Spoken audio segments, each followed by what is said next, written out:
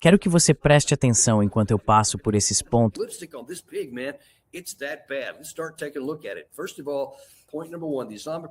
Antes de tudo, ponto número 1. A República Islâmica do Irã e os Estados Unidos, junto com seus aliados na guerra atual, declaram, ao assinar este memorando, e aliás, aquela manchete que vimos hoje de manhã, é isso que vazou do lado ocidental, que a assinatura desse acordo significa o fim imediato e permanente da guerra em todas as frentes, inclusive no Líbano. E esse é um dos pontos-chave. É por isso que tanto a Rebecca Heinrichs quanto o Mark Levin ficaram completamente fora de si, porque veja bem, eles colocam os interesses de Israel acima dos interesses dos Estados Unidos. E ao dizer que precisamos tirar isso do Líbano. Aliás, vamos falar sobre esse assunto com o Doug McGregor hoje à tarde, ao meio-dia. Não percam esse programa, pessoal.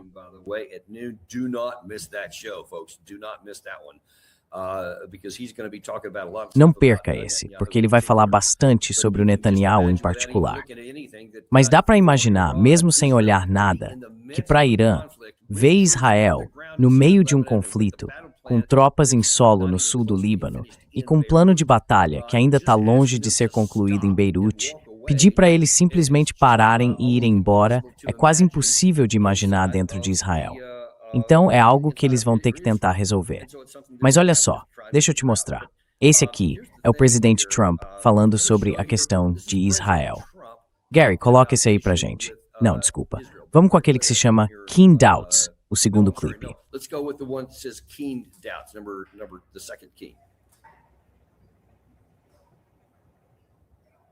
Daniel, a gente já tocou essa.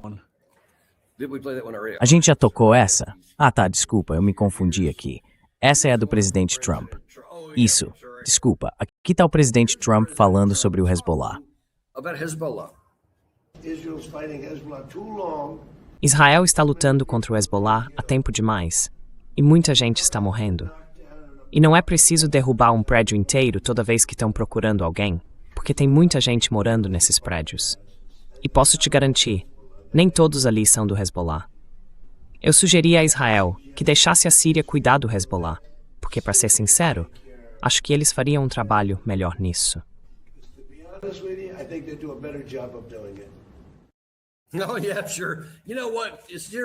Ah, é, claro. Sabe de uma coisa? Síria, por que você não vai para a guerra com o Hezbollah? Israel só se move por sul, sem problema. Vamos lá, gente. Isso é completamente fora da realidade. Se você é pró-Israel, se você é israelense, dá para entender por que isso deixaria você irritado. Porque basicamente o Trump está dizendo, só saiam daí. A gente não vai fazer isso no meio de uma guerra. Isso vai ser incrivelmente difícil, se não totalmente impossível. Mas aí ele muda de tom e diz, sabe o quê? Seria até legal se outro país simplesmente entrasse.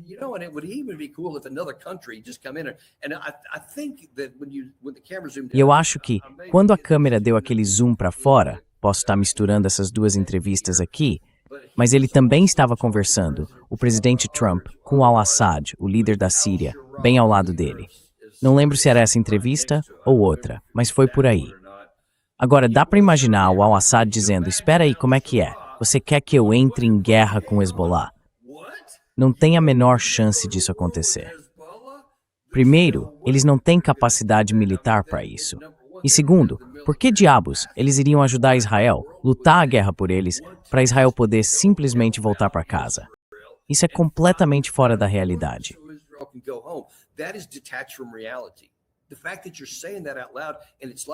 O fato de você dizer isso em voz alta e parecer que realmente acha que vai fazer isso é um problema sério. Vamos voltar um pouco, porque tem mais coisa aqui. A República Islâmica do Irã, esse é o ponto número 3, e os Estados Unidos se comprometem a negociar e chegar a um acordo final em no máximo 60 dias. Então o ponto é esse.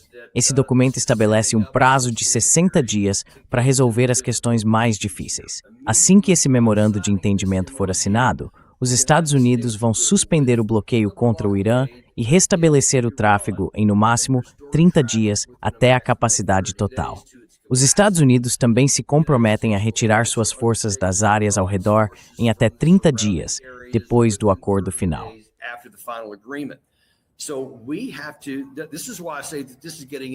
É por isso que eu digo que isso está virando praticamente um documento de rendição, porque você vai ter que dizer isso logo de cara, ou pelo menos dentro de 30 dias depois de assinar o acordo. Então, quando estivermos na fase 2, quando estivermos entrando no processo para tentar chegar nessa fase 2 e negociar essas questões, a gente vai ter que suspender o bloqueio para que todo o petróleo iraniano possa sair. Claro, o lado iraniano também vai suspender o bloqueio deles, e isso significa que todo o petróleo árabe que estava retido lá também vai poder sair. Então, por um lado, isso é bom, mas isso exige que a gente revele tudo o que vinha fazendo, tudo isso. Lembra, a gente já mostrou isso algumas vezes. O presidente Trump, no começo, disse que a Guarda Revolucionária Iraniana teria que se render ou enfrentar a morte certa, e que nós íamos acabar com o regime, que haveria uma mudança de regime. Ele disse que haveria mudança de regime.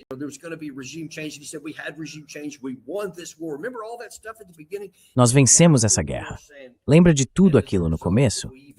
E agora estamos aqui dizendo que se chegarmos à segunda fase, vamos nos retirar da região. É por isso que tanta gente chama isso de um documento de rendição, porque é mesmo. Você pode dar o nome que quiser, pode tentar girar o título do jeito que quiser, mas os fundamentos, se forem colocados em prática, mostram claramente outro resultado: uma derrota militar. Pensa bem nisso por um instante. Vamos seguir em frente. E aqui está o próximo ponto. Ao assinar esse memorando de entendimento, a República Islâmica do Irã vai tomar medidas imediatas para garantir que o tráfego de navios mercantes do Golfo Pérsico até o Golfo de Omã seja retomado em até 30 dias, ou seja, no mesmo prazo de 30 dias em que o nosso bloqueio precisa parar, o bloqueio deles também para.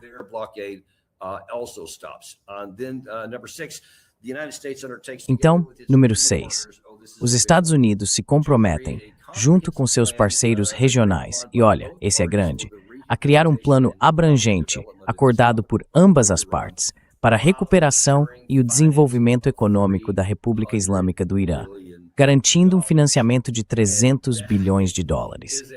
E isso é um golpe amargo, porque lembra o que aconteceu depois da Primeira Guerra Mundial, quando os alemães ficaram sobrecarregados com as reparações de guerra. Só o lado derrotado é que paga reparações de guerra. E se o presidente Trump realmente assinou isso, se for verdade, então é a maior admissão de derrota militar, de derrota estratégica que se pode imaginar. E isso é algo que o Jack Keeney também reconheceu. E o Gary mostrou esse trecho, o Keeney no programa do Hannity. Foi sobre isso que ele estava falando ontem à noite no Hannity.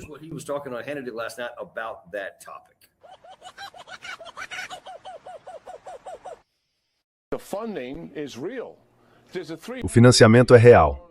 Existe um fundo de investimento de 300 bilhões de dólares. E quem se importa de onde vem esse dinheiro? Se não vem dos Estados Unidos, tudo bem, eu entendo. Claro que não deveria vir. Mas na verdade não deveria vir de ninguém. Quando ajudamos na recuperação da Alemanha e do Japão, os nazistas não estavam no comando. Os imperialistas japoneses não estavam no comando. Aqui os iranianos estão no comando. Os assassinos e os brutamontes ainda estão no poder. A gente não deve dar esse dinheiro para eles, porque o que eles vão fazer com isso?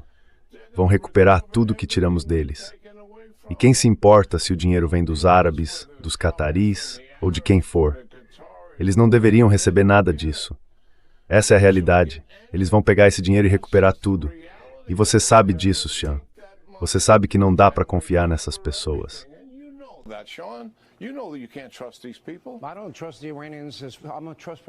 Eu não confio nos iranianos. Eu sou uma pessoa que confia, mas que verifica. Mas eu ouvi o vice-presidente dizer que eles não recebem nada a menos que façam aquelas coisas. Eles não ganham nada até fazerem alguma coisa. Esse dinheiro não é nosso. E eles nunca assinaram nenhum acordo autorizando o Catar a dar um centavo para eles. Ele disse que abririam a porta se os países árabes quisessem investir mais para frente, mas só se eles começarem a cumprir as promessas que dizem ter assumido.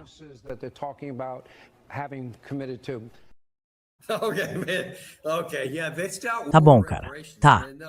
Eles pararam com as reparações de guerra, né? Não, isso é mais pra frente. Eles podem investir na reconstrução do Irã. Então, Só para deixar bem claro aqui, o que ele acabou de dizer, presta atenção para não perder isso. Ele está tentando de novo maquiar o problema, mas agora já é quase um cadáver. Porque para qualquer país do Golfo investir no Irã, isso significa que o lado que te atacou e contra o qual você reagiu é o mesmo que você vai ajudar a reconstruir. E eles ainda teriam poder para forçar o cumprimento, do jeito que quiserem, com as condições que quiserem, para fazer com que 300 bilhões de dólares do lado que foi atingido voltem para o lado que fez o ataque.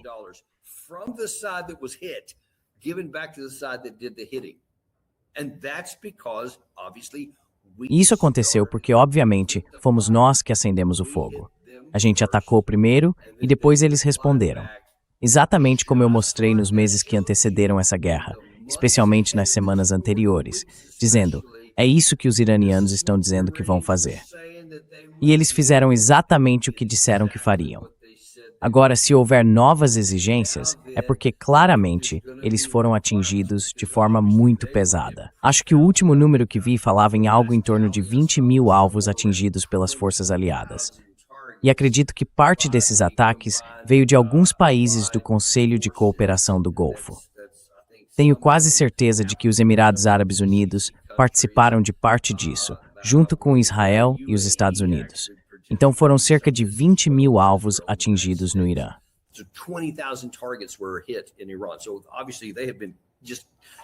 Então, é claro que eles ficaram completamente arrasados, principalmente na economia. Por isso estão dizendo, olha, a gente não vai encerrar isso enquanto não receber algum tipo de reparação. Você pode chamar de investimento, pode chamar do que quiser, mas isso é uma exigência para o acordo. E se eles não conseguirem isso, não tem acordo. Agora, talvez você se lembre, quando a gente recebeu o professor Morandi, logo depois do anúncio de que o presidente Trump disse que havia um memorando de entendimento assinado, ele ainda listou várias coisas que precisavam acontecer. E uma delas era a troca de dinheiro. Aliás, falando em dinheiro, tem outro ponto ali que também trata de recursos. A gente já vai chegar nesse assunto.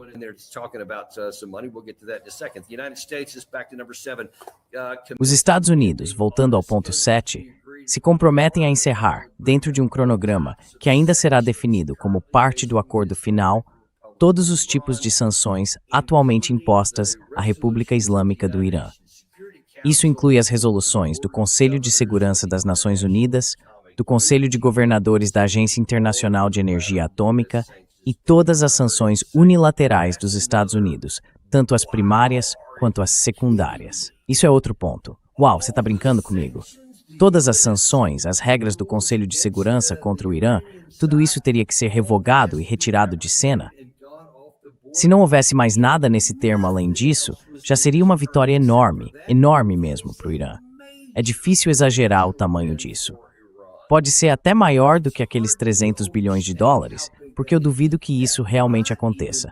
Duvido que se concretize. Tem, sei lá, uns 10% de chance. Não é zero.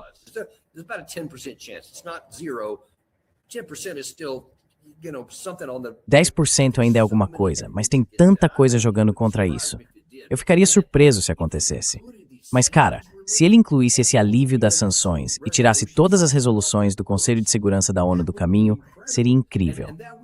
Isso deixaria toda essa turma, o Mark Thiessen, o Jack Keeney, a Rebecca Heinrichs, o Keith Kellogg, todos eles, completamente fora de si. O cabelo deles ia pegar fogo, talvez até a cabeça explodisse, sei lá. Eles simplesmente não conseguiriam entender que a gente foi para a guerra com o Irã e eles saíram mais fortes. Porque veja bem, mesmo deixando de lado a parte física, no campo financeiro, se eles saírem dessa numa situação em que todas as regras da ONU caíram, todas as sanções acabaram, o regime continua no poder, a Guarda Revolucionária ainda existe e eles ainda têm uma marinha, mesmo depois de 158 navios afundados, isso seria inacreditável.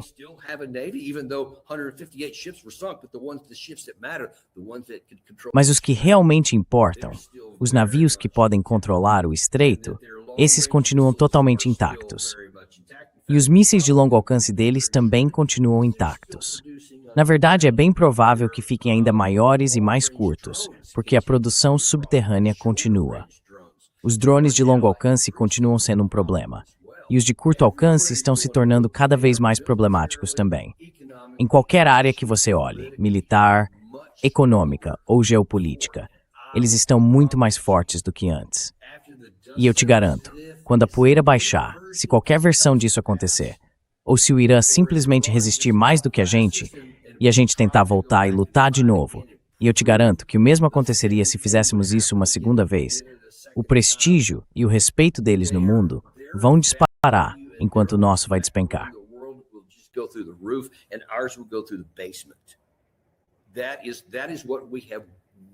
É isso que a gente ganhou ao começar uma guerra que nunca deveríamos ter travado.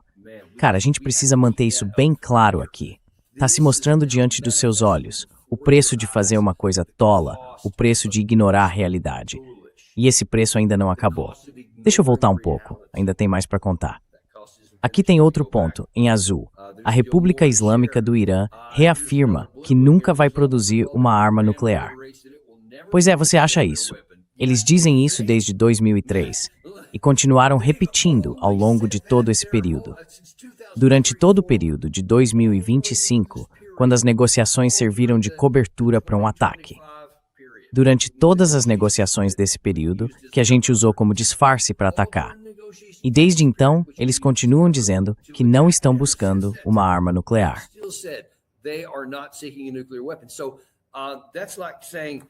Então é como dizer assim, olha, eu preciso que você declare que está segurando um marca-texto amarelo. Ok, eu declaro que estou segurando um marca-texto amarelo. Isso literalmente não custa nada. Então eu tenho essa parte marcada em azul. Essa é uma das duas principais coisas que o Irã é obrigado a fazer. E mesmo assim, nem conta, porque eles já fizeram isso. Ou seja, não custa absolutamente nada para eles. Eles podem declarar o que quiserem o dia inteiro. Essa é uma das poucas que estão aqui, mas tem outras bem mais importantes. Aqui vai uma. Essa está em cinza. Isso é o que os dois lados devem fazer. Número 9. A República Islâmica do Irã e os Estados Unidos concordam que enquanto o acordo final não for concluído, eles vão manter o status quo, o que significa até mesmo depois de assinado.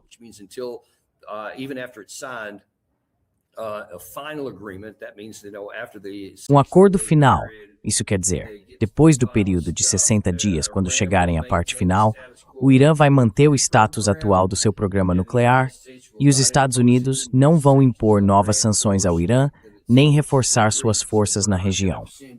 Então a gente não vai enviar mais tropas e eles não vão mudar o que já está em vigor. Isso é ótimo. Mas, na verdade, eu poderia ter colocado isso na categoria amarela, porque isso exige que os Estados Unidos não imponham novas sanções ao Irã. E para o Irã, significa que eles podem continuar fazendo o que quiserem. Então, na verdade, de novo, é algo que se encaixa só na categoria amarela. Mas como os dois lados estão incluídos, eu precisei manter assim.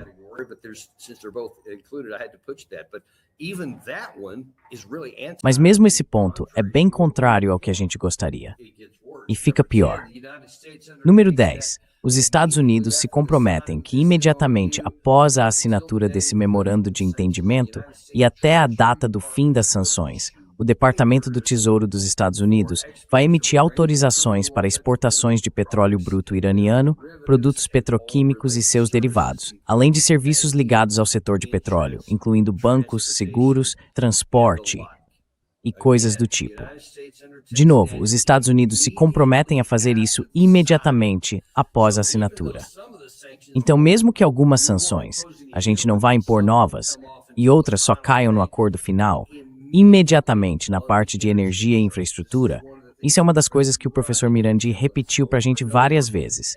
E tá aí se esse for mesmo o documento que vazou de novo, vindo de pessoas próximas ao governo.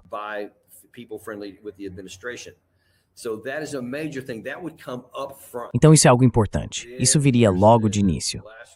E aí vem o último ponto de que eu tô falando. Dinheiro.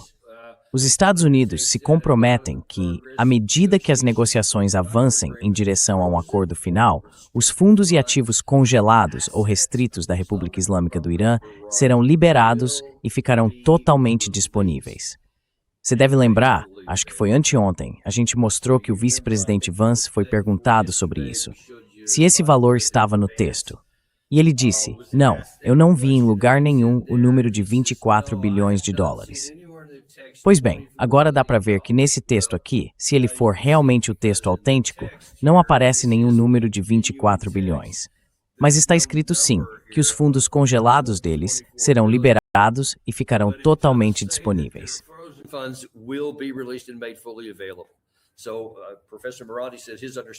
Então o professor Mirandi diz que, pelo entendimento dele, o valor ficaria entre 10 e 12 bilhões de dólares, e o restante viria depois. Ou seja, haveria um processo em torno disso que continuaria por um tempo. Mas, de novo, assim como no caso do alívio das sanções logo de início, o dinheiro também teria que vir logo de início. Porque é isso que o Irã vem dizendo repetidamente para todo mundo que queira ouvir. Que esses passos iniciais são necessários, já que a confiança foi destruída, já que mentimos tantas vezes sobre quais eram as nossas intenções.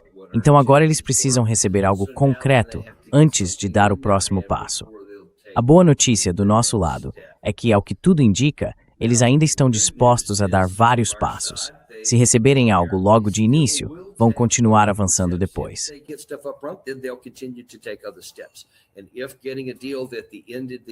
E se conseguir um acordo que encerre o programa nuclear de uma forma que nos satisfaça, aparentemente o Irã está disposto a fazer isso.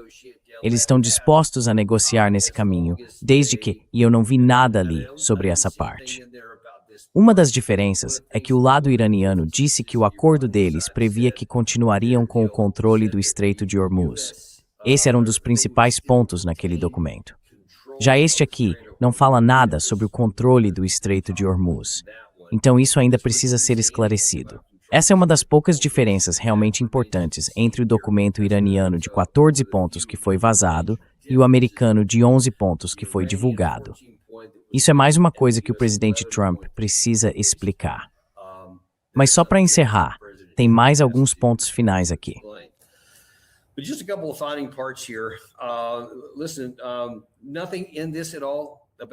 Olha, não tem nada aqui sobre os representantes. Nada sobre qualquer tipo de retirada de outras áreas por parte do Irã. No conjunto, isso está tipo 90% do jeito que os iranianos querem e 10%. E mesmo esses 10% são meio patéticos de os iranianos concordarem com algo que eles já tinham dito. De novo, toda a questão do Estreito de Hormuz, a gente ainda vai ter que ver como isso vai se desenrolar. Mas deixa eu dizer uma coisa, talvez de forma bem clara. Se os termos que o presidente Trump vai ler para a imprensa, como ele acabou de dizer, não forem sinônimos, idênticos, letra por letra, ao que o lado iraniano disser, é isso que a gente assinou, então vai ter problema.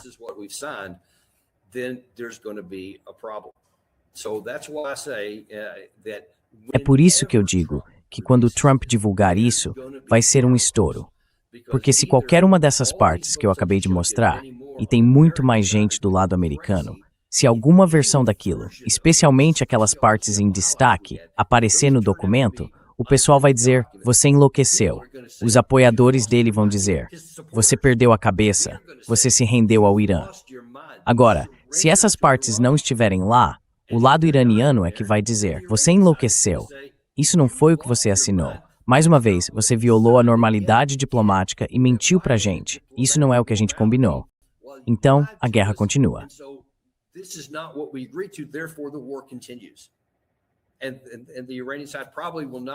E o lado iraniano provavelmente não vai reiniciar isso, mas vai manter o controle da parte deles do bloqueio. E as dificuldades econômicas para os Estados Unidos vão continuar se acumulando. E aí o que acontece? O presidente Trump vai estar numa posição, e em que ele faz? Volta atrás e tenta de novo? Finalmente concorda com aquelas condições? Ouve os partidários e os abutres e volta para a luta ativa, aumentando ainda mais o custo para a gente? Tá vendo? Ele se colocou num círculo inacreditável. Não consegue sair disso, porque ele quis empurrar esse acordo para sair no dia do aniversário dele, porque queria comemorar. Você lembra daquela postagem que eu fiz no Truth Social, dizendo que ele era o maior presidente de todos os tempos?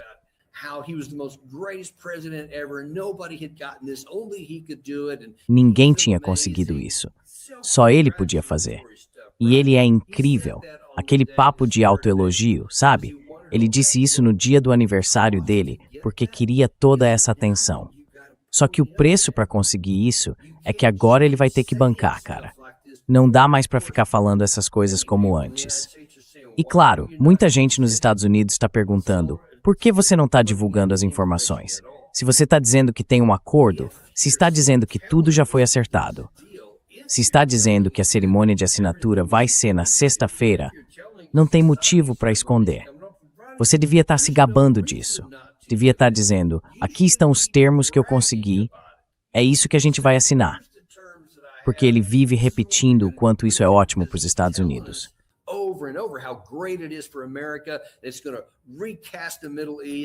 Isso vai mudar completamente o Oriente Médio. Vai ser algo maior daqui para frente e tudo mais. Ok, então divulga as informações. Mas ele não faz isso. E eu acho que dá para entender por quê. Acho que tem um motivo para aquela lista de termos ter vazado. Porque tem gente dentro do governo, próxima dele, que o detesta e quer que isso venha a público da pior forma possível para ele não assinar na sexta-feira. Para mim, esse é o cenário mais provável. A gente já viu muito disso aqui em Washington nos últimos anos, especialmente desde que o Trump voltou ao cargo, tanto com assuntos de inteligência quanto militares e agora com esse telegrama diplomático. Então vamos ver como isso vai se desenrolar. Mas olha, ainda tem muita coisa para a gente conversar sobre esse assunto.